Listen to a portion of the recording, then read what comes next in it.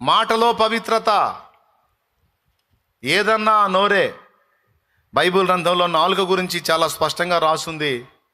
నాలుక మన శరీరంలో ఉంచబడిన పాప ప్రపంచమట.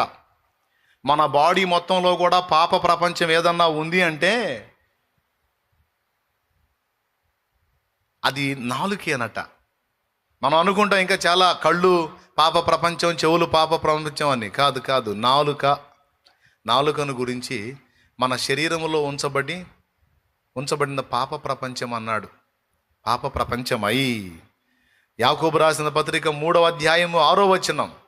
నాలుక అగ్నియే, నాలుక మన అవయములలో ఉంచబడిన పాప ప్రపంచమై సర్వ శరీరమునకు మాలిన్యము కలుగజేయుచు ప్రకృతి చక్రమునకు చిచ్చు పెట్టును, అది నరకము చేత చిచ్చు పెట్టబడును. చూసారా, మన శరీరంలో ఉంచబడిన పాప ప్రపంచం ఏదన్నా ఉంది అంటే అది నాలుక.